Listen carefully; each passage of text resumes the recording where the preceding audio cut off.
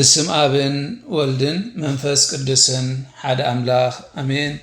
فقران نحواتين حاتين لمون مقصلتا نايت معالتاوي نقبر زلنا نباب مزقبة هيمانوت كاب قصري 456 كساب 463 كنا نببينا عنك سلسته بسراح منفس قدوس ستسنسه كاب دنجل ماريامون تولده ودك زيابير سب كونه اتقال سلامنتاي سقا لبسه قصري 456 بتنانيكيا صلوة هيمانوت مئنتانا نانا ندك سب مئنت دحنت نايلو كاب سماي ورده بسراح منفس قدوس كاب دنجل تسقوه سب ون كونه كنبل نأمن قصري 457 مستي زفكرنان كحسحات يادنا من تخون ودوم السددلنا أملاخ بمستعراق من انتي كدحننا اتقال أملاخ سقا لبس سقا خاكوني أبون ودو متن مدحاننا بعالم لأخو نحاتياتنا من تخدم سس تقلسين قدوس غرغوريوس زونيسيوس نزح حساب زخ قلس كم سعبنا بلي يناقرنا اتحمم فطرتنا كفوس يدليو نيرو كتنسئ زدليو ودقن كحوز قبقو موتنيو تسناي زبل خلو أطفئنا سيئنا يو نبرنا سلازقا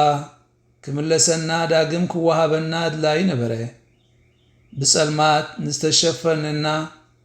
ببرهان كمسعنا قد نيرو برهان كمسعلنا قد نيرو مروخات كوينا زادحن نصب نبرنا حبسات مخان رديئت أدلينا بارايون مخان حرنت تمننا إذا نقرات زي تقم كانت أمنت دوك بهاليو على السب أورد زي حقوس هلواتن سلست رخبه إذا نقرات زدو أيكونن أملاخنا فطرتو وردو نسب كبصحو زنك أساقصو نبلي قلصو قصري 458 نحنا ناي أملاخ فقري من تخنفلطو قال أملاخ سقال بيسو سب كونه باوي هوات من تخركب أملاخنا تؤنكو ودو ناب عالم لآخو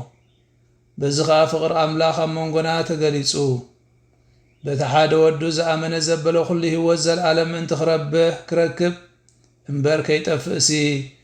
أملاخ نودو بجاق سعزب ساخن دزين عالم أفكارو قصري 459 نانا نايك قدس النار أياس إلي من تخون يتقال أملاخ سقا لبيسو سقا خوينو أرعوتي يصرو خبايون تمهارو أنا من قدن حقن هيوتنيه أباين تزي كوينو نابابوي بأين تزي كوينو نابابوي زمس حادو كويلبون تريتو أبستلوت اللومبا ناو سمعو خبل እግዚአብሔር አቦ ትእዛዝ ሂቡ ኢየሱስ ናይቲ ትምህርቲ ብፁዓን ኣብነት ከምኡውን ናይቲ ሓዳስ ሕጊ መለክዕ እዩ ከምቲ ኣነ ዘፍቀርኩኹም ንሓድሕድኩም ተፋቐሩ ናይዚ ፍቕሪ ዝሰዓብን ከዓ ኣሰር ኢየሱስ ተኸቲልካ ውፅኢታዊ ዝኾነ ወፈያ ርእሲ ምግባር ዝሓትት እዩ ቁፅሪ 460 ناي ملوكوتاوي بحريو تساتفتي نخجبرنا تقال أملاخ سقال بيسو ود أملاخ ود سب كونه سب مستقال أملاخ أبسو تافي بمئتاو مو ملوكوتاو لدنات ممركاب ودك زياب هير من تخون من تزيو تقال أملاخ سب زخونه نحن أملاخ من تخنكون ولدك زياب هير سب كونه اتونكو ودك زيابير نانا أملوكوتو كساتفنا سلزدلي ባሕሪና ለበሰ ንሰባት ኣማልኽቲ ምእንቲ ክገብሮም ንሱ ሰብ ኮነ ምስጢር ስጋዌ ወይ ትስብእቲ ቁጽሪ 461 ቃል ስጋ ኮነ ስጋ ለበሰ ንዝብል ቃል ቅዱስ ዮሐንስ ብምውሳድ ባኡ ገቢሩ ንኽድሕነና ወልደ እግዚአብሔር ባሕሪ ሰብ ንዝለበሰሉ ኩነት ቤተ ክርስቲያን ስጋዌ ትስጉት ትብሎ ቅዱስ ጳውሎስ ብዝጠቐሶ መዝሙር ድማ ቤተ ክርስቲያን ነቲ ምስጢረ ስጋዊ ክትዝምሮ ትርከብ እቲ ኣብ ኢየሱስ ክርስቶስ ዝነበራ ተሓሳስባ ባኻትኩም ይሃሉ ንሰብ ብባሕሪኡ ኣምላኽ እኳ እንተኾነ ነቲ ኣምሳ ኣምላኽ ዝነበሮ ማዕርነት ኣይገድፍን ኢሉ ኣይተኸራኸረን እንተኾነ ሰብ ምዃን መልክዕ ባርያ ብምውሳድ ብገዛእ ፍቓዱ ንርእሱ ድኻ ገበረ ንርእሱ ትሕት ምባል ክሳዕ ሞት እኳ ደኣ ክሳዕ መስቀል ምሟት ተኣዘዘ ቁጽሪ 462 መልእኽቲ ናብ ዕብራውያን እውን ነዚ ምስጢር እዚ ብዝርኢ ከምዚ ይብል ስለዚ ክርስቶስ ኣብ ዓለም ክመጽእ ከሎ ከም ዝስዕብ በለ መስዋዕትን መባእን ኣይደለኻን እንተኾነ ሰብነት ኣደለኻለይ ብዝሓርር መስዋዕትን በቲ ምእንቲ ሓጢኣት ዝቐርብ መባእን ባህ ኣይበለካን ሽዑ ኸኣነ ኦ ኣምላኸይ ከምቲ ኣብ መጽሓፍ ተጻሒፉ ዘሎ እንሆ ፍቓድካ ክፍጽም መጺእ ኣለኹ በልኩ ቁጽሪ 463 ኣብቲ ሓቂ ዝኾነ ናይ ወልደ እግዚአብሔር ስጋዌ ትስብእ ምእማን ናይ እምነት ክርስትና ፍሉይ ምልክት እዩ ንመንፈስ ኣምላኽ በዚኢኹም እትፈልጥዎ ኢየሱስ ክርስቶስ ሰብ ኮይኑ ከም ዝመጽእ ዝኣምን ዘበለ ኩሉ መንፈስ ካብ ኣምላኽ እዩ ቤተ ክርስቲያን ካብ ፈለማት ሒዛ ናይ እምነትና ምስጢር ንእትብሎ ንሱ ብስጋ ተገሊጹ ተጋሂዱ ዝብል መዝሙር ብምዝማር እትገልጾ ሓጎስ ዝዓዘዞ ርድኢታ እዚ እዩ ፍቁራን ኣሕዋተይን ኣሓተይን እዚ ሎሚ ዘንበብናዮ ክፍሊ መዝገበ ሃይማኖት ብዛዕባ ወልዲ ስጋ ለቢሱ ኣብ ምድሪ ንዓና ንደቂ ሰባት ንኸድሕን ከም ዝመፀ ዝገልጽ እዩ ወዲ እግዚአብሔር እምበኣር ሰብ ዝኾነሉ ቀንዲ ምስጢር ነቲ ኣብ ጸልማት ዝነበረ ዓሌት ሰብ ብርሃኑ ከብርህ ሰብ ኮይኑ ስጋና ለበሰ እዚ ከዓ እቲ ልሙድ ምስጢረ ስጋዌ ኢልና ንጽውዖ እዩ ምስጢረ ስጋዌ ወልደ እግዚአብሔር ሰብ ኮነ ወይ ድማ ሰብ ከም ዝኾነ ዝገልጽ እዩ ኣብዚ ዝረኣናዮ ናይ ሎሚ እቲ ሰብ ምዃን ናይ መድሓኒና ኢየሱስ ክርስቶስ ንዓናን ደቂ ሰባት ምስ ኣምላኽ ንምትዕራቕን ንምድሓንን እዩ ካልእ ዕላማ ኣይነበሮን ባር ኣምላኽ ሰብ ዝኾነ ካብ ሓጢኣትና ከድሕነናን ምስኡ ከዓርቀናን ኢሉ ብሰንኪ ሓጢኣት ዝጠፍአ ናይ ድሕነት መንገዲ ንምዕራይ ነቲ ተዓፂዩ ዝነበረ ማዕጾ ንምኽፋት ስጋ ከም ዝለበሰ ዝነግረና እዩ ቅዱስ ሐዋርያ ዮሐንስ ነዚ ብፍቕሪ ተሳሒቡ ስጋና ለቢሱ ከድሕነና ዝመረፀ መድሓኒና ኢየሱስ ክርስቶስ ክዛረብ ከሎ ኣብ ቀዳማይ መልእኽቲ ዮሐንስ ምዕራፍ 4 ፍቕዲ 10 እንታይ ይብል ፍቕሪ ማለት ከዓ ከምዚ እዩ ኣምላኽ ባዕሉ ስለ ዘፍቀረና ንሓጢኣትና ክርሕቕ ኢሉ ንወዱ ስለ ዝሰደደልናዩ እምበር ንሕና ስለ ዘፍቀርናዮ ኣይኮነን ይብለና ስለዚ ስለ ዘፍቀረና ድሕነቱ ሃበና ንሕና ሰናይ ግብሪ ስለ ዝነበረና ዘይኮነ ካብ ፍቕሪ ተላሒሉ ከም ዘድሓነና ይገልጽ እዩ እዚ ፍቕሪ እዚ ከዓ ንኣምላኽ ንኽንፈልጥ ንኣምላኽ ንኽነለሊ ዝገብረና እዩ ፍቕሪ ኣምላኽ ምፍላጥ ኣብቲ ንድሕነትና ዝተፈጸመ ጉዕዞ ብዝያዳ ክንርዳእ ንኽእል እግዚኣብሔር ክሳዕ ክንደይ ከም ዘፍቅረና ብምርኣይ ከዓ ሰብ ኮይኑ ኣብ መስቀል ተጠልጢሉ ንኽመውት እቲ ሓደ ወዱ ሃበና ሰብ ኮይኑ ክግለጽ ከሎ ንባዕሉ ናብቲ ድኹም ወዲ ሰብ መጺኡ ልዑልን ክቡርን ንኽገብሮ ሕራይ ዝበለሉ ምልክት እዩ ወንጌል ዮሐንስ ኣብ ሳልሳይ ምዕራፍ ፍቕዲ 16 ነቲ ምድሓና ዝመፀ ኣምላኽ ብኸመይ ዝበለ ክንኣምኖ ከም ዝግባእ ክገልጽ ከሎ ኣብ ቁጽሪ 16 በቲ ሓደ ወዱ ዝኣመነ ዘበለ ኩሉ ናይ ዘለዓለም ህይወት ምእንቲ ክረክብ እምበር ከይጠፍእሲ ኣምላኽ ንወዱ በጃ ክሳዕ ዝህብ ክሳዕ ክንዲዚ ንዓለም ኣፍቀራ ይብለና ስለዚ ሓደ እኳ ኸባና ክጠፍእ ዘይደለ ኣምላኽ እዩ ንሕና ህያዋን ንኽንከውን ከዓ ነቲ ሓደ ወዱ በጃ ክሳዕ ዝህብ ክሳዕ ክንዲዚ ዘፍቀረና ኣምላኽ እዩ ዘሎና እዚ ከዓ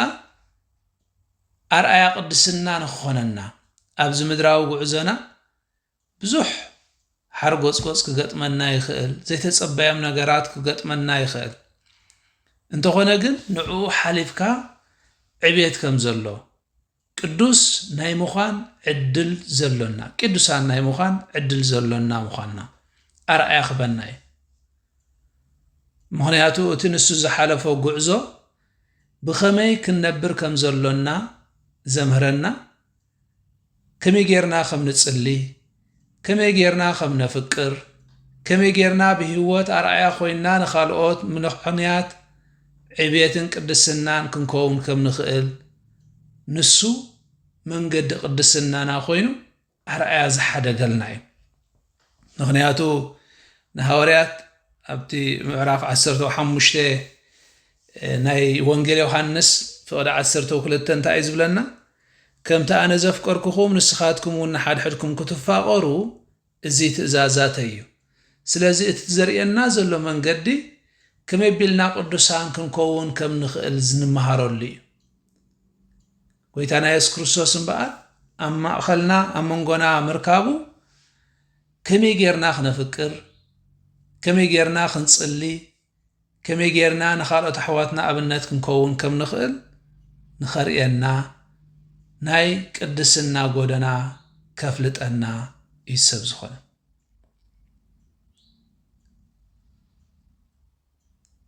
ነዚ ጥራሕ ዘይኮነ ከዓ ነቲ ምድራዊ ነገር ጥራሕ ዘይኮነ ተማቐልቲ ወይ ተሳተፍቲ ተኻፈልቲ ናይ መለኮታዊ ባህሪ ናቱ መለኮቶ ባህሪ ንኽንከውን ከዓ ዕድል ዝህበና እዩ እንታይ ዝብል ቅዱስ አትናቴዎስ ኣምላኽ ሰብ ዝኾነ ንሕና ኣምላኽ ብፀጉኡ ንኽንከውን ይብለና እዚ ኣምላኽ ናይ ምዃን ዕድል ግን ከምቲ ኣዳምን ሄዋንን ዝሓሰብዎ ወይ ዝገመትዎ ይኮነን እቲ ሰይጣን ከስሕቶም ከሎ ከምኡ ክትኮኑ ኢኹም ኣማልኽቲ ክትኮኑ ኢኹም ክብሎም ከሎ ክንድኡ ፈረቲ ክትኮኑ ኢኹም እዩ ዝብሎም እቲ ዘይግብኦም ክብሪ ንኽጥምቱ እዩ ዝገብሮም ጎይታና ኢየሱስ ክርስቶስ ንዓና ኣማልኽቲ ክገብረና ሰብ ክኸውን ከሎ ግና ትሕትና ዘለዎ እዩ ስለዚ ኣብቲ ናይ ኣምላኽ ህይወት ስፍራ ህላዌ ምስታፍ ማለት እዩ ናብቲ ናይ ዘለዓለማዊ ተሕጓስ ከዓ ምስጋር ማለት እዩ ስለዚ ተኣማልኽቲ ንኾነሉ ዘለና ንሱ ሰብ ዝኾነ ንዓና ኣምላኽ ንኽገብር እዩ ዝበልና እንታይ እንተደኣ ኢልና ኣብቲ ህይወቱ ተሳተፍቲ ንምዃን ዕድል ንረኽበሉ እዩ ካልኣይ ጴጥሮስ ቀዳማይ ምዕራፍ ኣብ ፍቕዲ 4 እንታይ ይብለና በዚ እታ ክብርትን ዓባይን ተስፋ ረኸብና ይብለና ንስኻትኩም ድማ ካብቲ ንዓለም ኣባላሽዋ ዘሎ ትምኒት ስጋ ወፂኹም ተኻፈልቲ መለኮታዊ ባህሪኡ ኮንኩም ይብለና ስለዚ እቲ ንዓና ኣምላኽቲ ንኽገብረና ይሰብ ዝኾነ ንብሎ ዘለና ኣብቲ ናቱ መለኮታዊ ባህሪ ብምስታፍና ድሕነትና ንእውጀሉ ድሕነትና ንረኽበሉ እዩ ማዕረ ከኩጀትካ ሒዝካ ምስ ኣምላኽ ትወዳደረሉ ዘይኮነስ ኣብቲ ናቱ ህላዌ እንሳተፈሉ ስታፌ ዝህበና እዩ ማዕፅኡ ዘርሕወልና ባረ መወዳእታ ናይ ሎሚ ሓሳብና ኢየሱስ ክርስቶስ ናይ ብሓቂ ኣምላኽን ናይ ሓቂ ሰብን ፍጹም ኣምላኽ ፍጹም ሰብ ከም ዝኾነ እዚ ምስጢር እዚ ከዓ መሰረት እምነት ክርስትናና ምዃኑ ሓደ ሰብ ፍጹም ኣምላኽ ፍጹም ሰብ ምዃኑ ድሕሪ ምእማኑ መሰረት ናይ እምነቱ ይገልጽ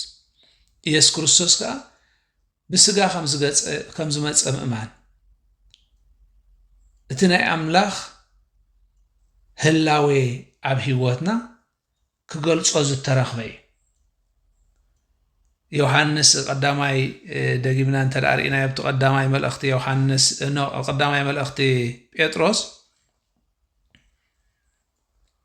ምዕራፍ 1:2 እንታይ ዝብለና يقريتا قداما يوحنس معرف 4:2 እንታይ ብለና ንመንፈስ ኣምላኽ በዚኢኹም ትፈልጥዎ ኢየሱስ ክርስቶስ ሰብ ኮይኑ ከም ዝመፀ ዝእመን ዘበለ ኩሉ መንፈስ ካብ ኣምላኽ እዩ ይብለና ስለዚ ንሱ ኢየሱስ ክርስቶስ ሰብ ኮይኑ ከም ዝመፀ ንድሕነትና ብፍቅርና ተሳሒቡ ከም ዝመፀ ዝእመን ዘበለ ኩሉ መንፈስ ካብ ኣምላኽ እዩ ባር በሓቂ በዛ ፍሊት ጸሎት ናይ ቅዱስ ጎርጎርዮስ ዘኒስዮስ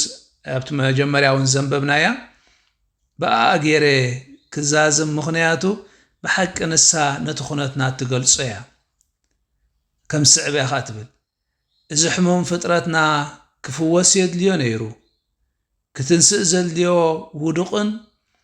ክሓውዝ ዝግብኦ ምውትን እዩ እቲ ሰናይ ዘበለ ኩሉ ኣጥፊእናዮ ሲኢናዮ ነበርና ስለዚ ከዓ ክምለሰና ዳግም ክወሃበና ኣድላይ ነበረ ብጸልማት ዝተሸፈና ብርሃን ከምፃልና ግድ ነይሩ ሙሩኻት ኮይና ዘድሕን ንጽበ ነበርና ሕቡሳት ብምዃን ረድኤት ኣድልዩና ባራይ ብምዃን ሓርነት ተመነና ነዚ ነገራት እዚ ዘይጠቅም ቀንጠመንጥዶ ክበሃል እዩ ዓለት ሰብ ኣብ ውርደትን ዘይሕጉስ ሃለዋትን ስለ ዝነበረ እዚ ነገራት እዚ ዶ ኣይኮነን ንኣምላኽ ናብ ፍጥረቱ ወሪዱ ንሰብ ክበፅሖ ዘንቀሳቐሶ እናበለ ብሕቶ ይዛዝሞ ባርሕዋቴና ሓተይን ወልደ እግዚኣብሔር ስጋ ለቢሱ መስቀሉ ፀይሩ ድሕነቱ ዝኣወጀልና ንዓና ዘለዓለማውያን ምስኡ ንኽንከውን